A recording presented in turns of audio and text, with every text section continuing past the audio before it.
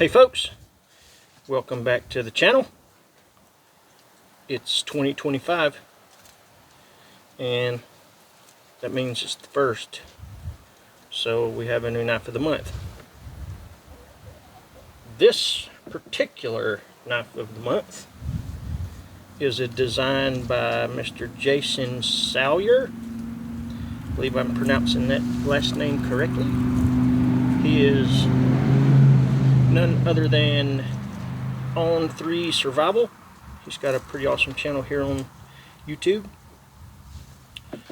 So he designed the On 3, I think it's just called the On 3. On 3. Like, alright, when are we jumping? On 3. Like, that's what that means. Like, we're going to do it on 3. This is the primitive version of the On 3.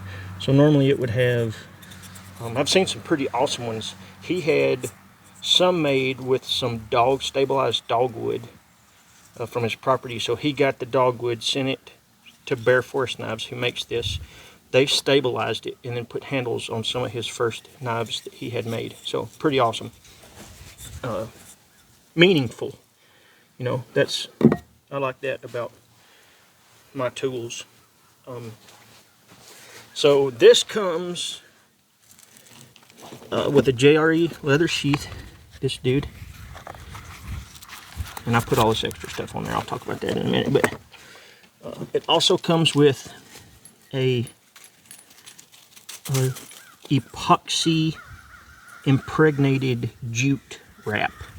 And it's burnt, so they'll wrap it in jute and then they scorch it, so it's like a black charred look on it, and then they soak it in epoxy. Well, I took that off and put my own wrap on there, and not because anything was wrong with the original wrap. I just prefer the finish texture wise of this than a normal epoxy wrap, which is just kind of the best way I think it's crispier than this one. And you'd really have to use a good bit of the glue-soaked jute to understand what I mean. The epoxy is probably stronger than the Gorilla Glue-soaked wrap. This is softer, and the more you use it, it'll get a fuzzy feeling through the rubbery feeling. So I know that's super confusing sounding, but if you use something with this on it enough, you will understand what I mean. And I like that after a little bit of use, the way that it starts to feel. Oh no! My tape measure! My tape measure is inside. It sure is. I don't think I have another one out.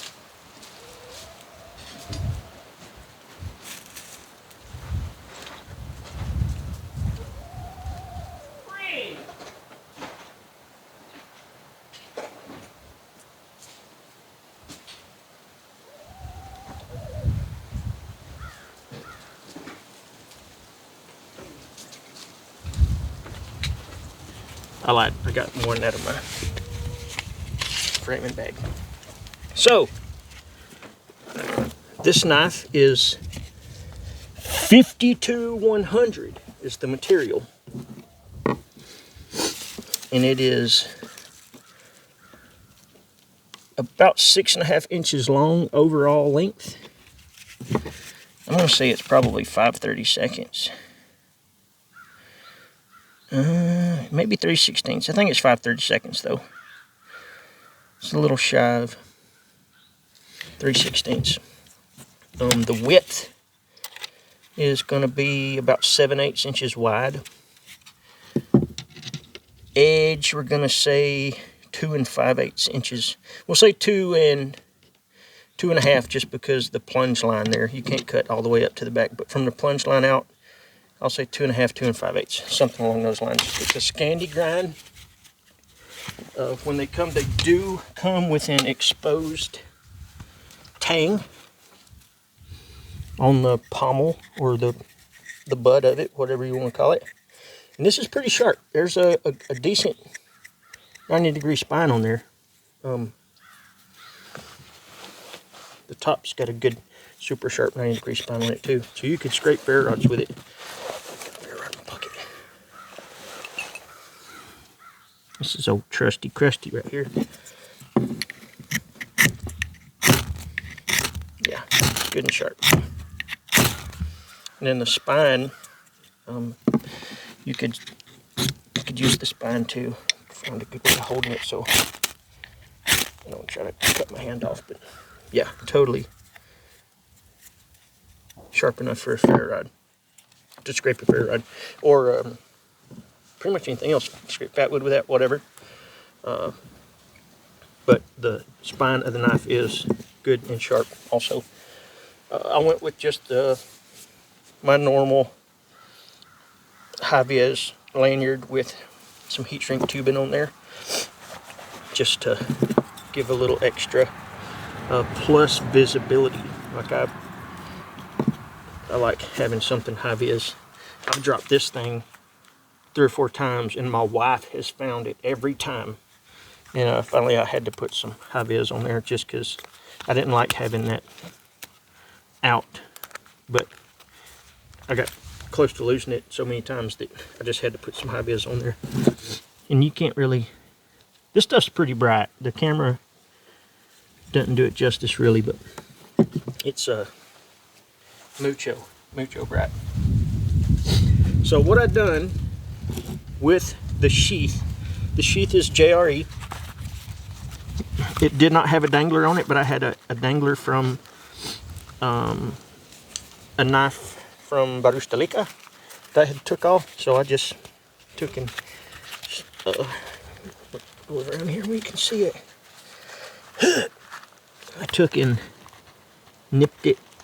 If you can see right there, I nipped it with bolt cutters, and then just finished cutting it with a chisel and bent it and put it back around there and put it on. So I'm gonna change that dangler to, I think I'm gonna hand forge one, just so it looks kind of primitive, like I really don't like the chrome look to it. But I also took on the sheath, I wet formed it, but there's so on this leather, when you get it square topped, so there's 90-degree edge here. I took and beveled that down, and it made it much better taking this wrap. If it were to have some sort of micarta or G10 or wood scales or something like that, it would go in there way easier than this, almost like a cliff there. So that made it just a little harder to get in, and that totally solved that problem. I like the pouch on my knives. I've got used to having it, so I wanted to make one the size of this one.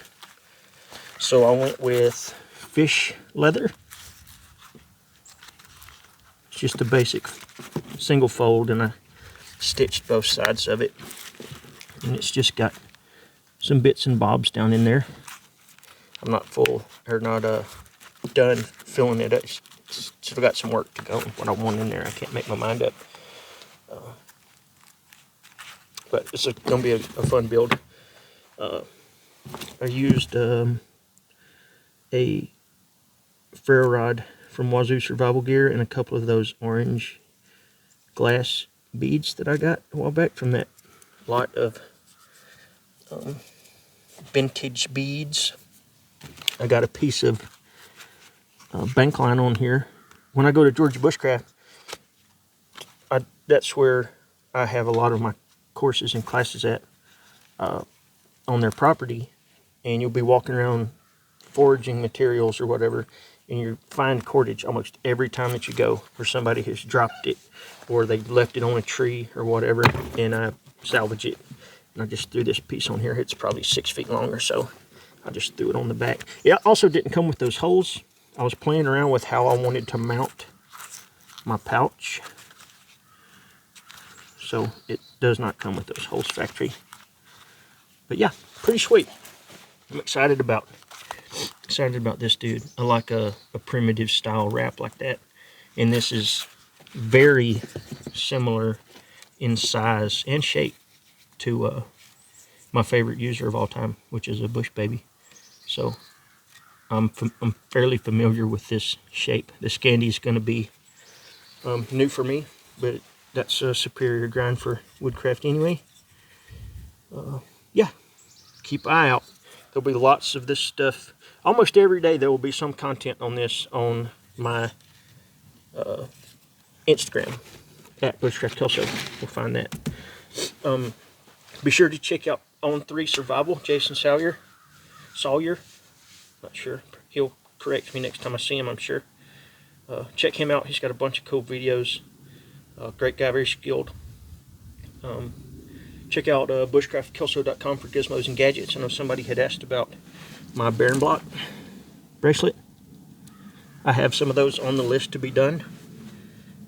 I work a full-time job, and I'm a husband and a father on top of running my e-commerce business and making pretty much everything myself. There's a lot of stuff that I buy from different trades people or crafts people.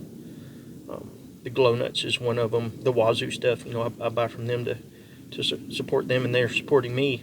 But a lot of the necklaces and bracelets and things like that I make myself. So there's a wait time. I bang out all of those hauls right over there.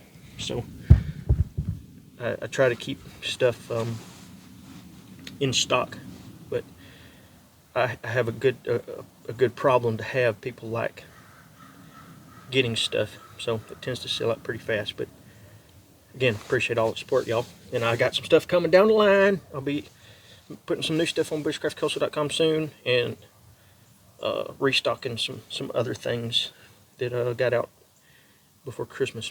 Anyway, I'm rambling. Look, I appreciate it. Keep an eye out on this On 3 Primitive from Bear Force Knives. Later.